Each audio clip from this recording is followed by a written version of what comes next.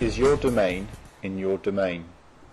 In this video, Shireen Smith of Azrights Solicitors discusses domain name management with Daniel Greenberg of Lex Synergy Limited. Domain names have become a vital component of brand protection and a crucial online marketing tool, yet their management is often overlooked, potentially exposing the brand owner to unnecessary or serious risks. This video provides insight into developing a domain name management policy and strategy to provide maximum protection to brand owners while reducing the online risks. Hello. Most businesses regard domain names as something to be handled by their IT department or their web designer.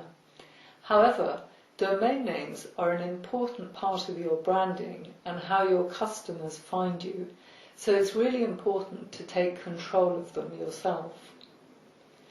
The rights in domain names are based on the contractual relationship between you and the registrar, for example, Nominate for a co-UK name. So it's best that your domain names are registered in your own name.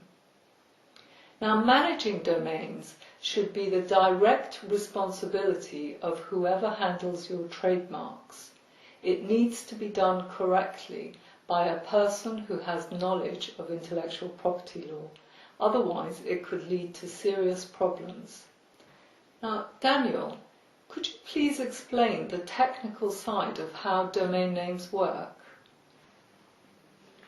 You must remember that domain names were initially introduced as an alternative to the complex addressing system, but are now considered to be part of intellectual property.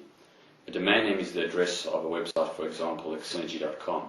The domain name in its technical form is a series of random numbers, such as 217.147.94.171, called an IP address or Internet Protocol address.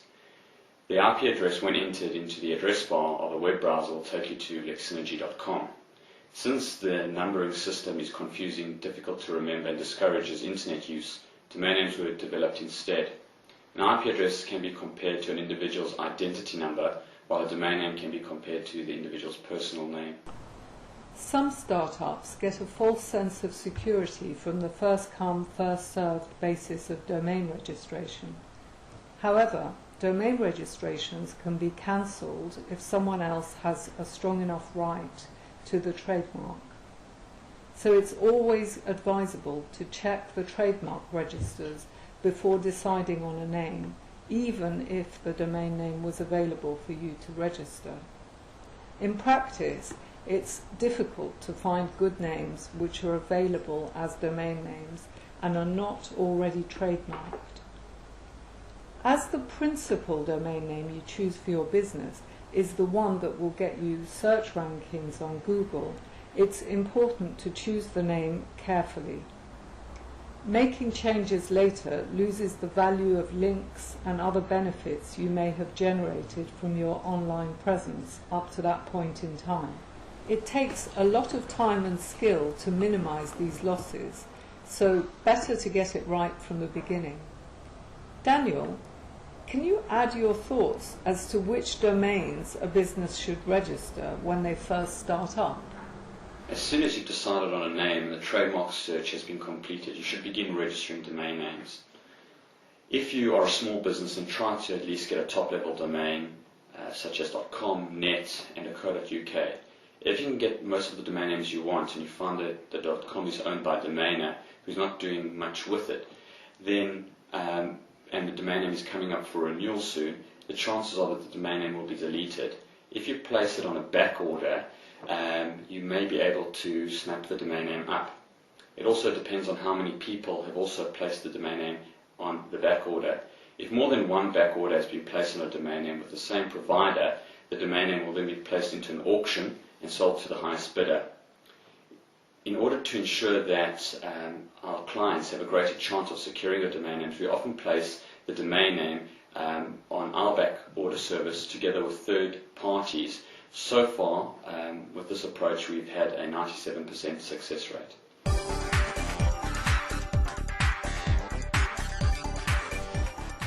For ambitious startups and for medium-sized businesses, the mark must be registered in all generic top-level domains, or GTLDs, such as com, net, org, info, biz, EU, Asia, Mobi, and now .tel, and as a country code top-level domain, or a CCTLD, in the countries where you will trade, intend to trade, or seek trademark protection. It is also a good idea to register in countries where there could be a problem with counterfeiting, such as China. This approach may be costly upfront, but will save you in the long term by reducing the possibility of future domain name disputes. Remember, the domain names you register will not prevent a cyber squatter, a domain name opportunist, or profiteer from registering a misspelling of your domain name, which is called typo squatting, but at least it secures a domain name that is identical to your trademark. As you grow, your domain name portfolio should grow as well. As your business gains a stronger reputation, you'll have more problems with cyber squatting and with other companies trying to free ride off your name. You should budget more money for domain name registrations as the business expands. As mentioned previously, your priority should be to register all top-level domains as well as of the countries that you are trading in. From there, you should begin making defensive registrations in other countries. More and more brand owners are having problems with registering the domain names they want. This is especially true for brand owners with less distinctive names. What would you recommend, given the fact that domain names have been around for a while, and as time passes it will be more difficult to secure the domain name you want, especially if they have a generic component? Yes, that time is upon us. The issue facing trademark owners is that there are 45 trademark classes in which a trademark can be registered, depending on the goods or services associated with that mark.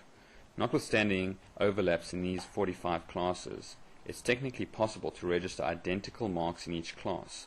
Therefore, 45 identical marks can exist on the trademarks register in the name of 45 different owners.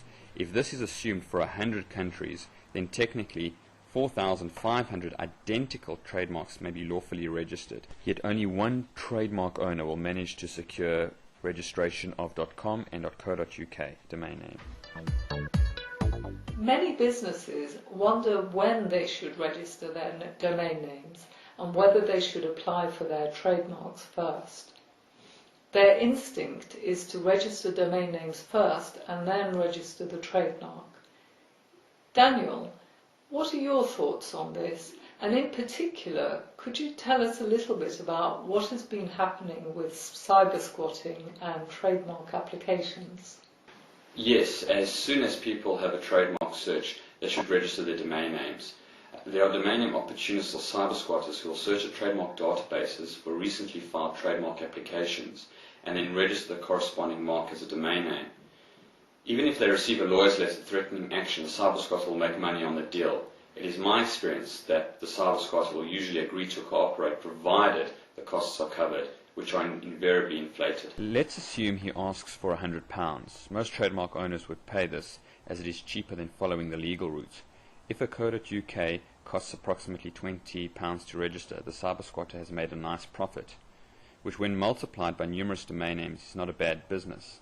But if your trademark has descriptive or generic elements, the cyber squatter will increase his price substantially and may even refuse to sell the domain name, as he could earn more from creating an affiliate-linked website. Like trademarks, domain names are not something that can be regarded as a one-off act. You really need to constantly review the portfolio and manage them correctly. This can be done by a domain name audit to determine the current status of a domain name portfolio. Daniel, can you give us some more information as to what kind of information you look for in a domain name audit? An audit identifies domain name registrations registered by a particular registrant, renewal dates, which domain names are still available and which should be registered. It identifies whether there are any infringements on the web, redundant domain names that are no longer used, and inconsistent WHOIS information. Part of the domain name audit process involves comparing the trademark portfolio with the domain name portfolio to ensure that they mirror each other. Another objective is to identify any gaps in a portfolio. If there are any gaps, they could be filled by either domain name registration or a trademark application, depending on what seems most appropriate. An audit also identifies which registrars were used to register the domain names, so they can be transferred to a central registrar as part of the domain name consolidation process. Domain audits are essential to making sure that your domain portfolio is being managed correctly, but they alone are not enough. You should also have an ongoing domain strategy to make sure you are registering the correct domains as your business expands and changes. Now, Daniel, what sort of issues should a domain name policy address? A domain name strategy will ensure that you're registering the right domain names in a consistent way. It needs to secure domain names for corresponding trademarks in all unrestricted GTLDs and in all CCTLDs where you are trading. These domain names should be registered after the trademark search but before the trademark application is filed. Registering domain names through a single provider is advisable. You should always have a policy of keeping your WHOIS details consistent. To do this, you should use generic email addresses for the WHOIS contacts and ensure that the registrant of the domain name is the person who is named as a trademark proprietor. The administration and billing contact on the WHOIS should be your domain name management company or IP law firm, and the technical contact should be your ISP or relevant technician, remembering always to use a generic email address. To reduce risks of not renewing vital domain names, it's a good idea to nominate one person, such as your IP law firm, who's authorized to register domain names and handle renewals. They should also update the WHOIS regularly and make sure each domain name points to an active website. This will become part of their job, and if someone within your organization who has this job, when they leave, the person replacing them will take over this responsibility. There are several other points to keep in mind, including allocating a budget for domain name renewals and registrations.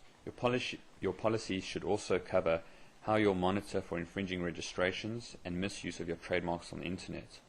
You should also keep abreast of domain name developments such as the release of new GTLDs and CCTLDs. And don't forget to communicate the domain name policy to all relevant staff members. After the strategy is complete, it is a good idea to consolidate your domain names, meaning the domain names should be centralized. Any domain name not in that portfolio will be considered a potential infringement. Daniel, can you explain about Chameleon Cybersquatting and how a domain registration policy might protect against this? This occurs when a cybersquatter uses the brand owner's information to register the domain name, so that the domain name appears to be legitimate. The way these domain names are picked up are by the email address, which are usually registered through Hotmail, Yahoo, or with an email address not associated to the brand owner. A policy which includes how you will monitor your domain names will make any Chameleon cybersquatting apparent more quickly. Well, thank you very much, Daniel, for coming to talk to us today. Now, Daniel provides us with a fantastic tool to manage domain portfolios. We can handle renewals and registrations for clients, ensuring all domains are registered in our clients' own names. Now, clients are able to view their portfolio, and LexSynergy, that is Daniel's company, are the technical contacts handling all IT issues like pointing to websites, etc. So please be in touch if you want to discuss your domain portfolio and its management. Thank you very much.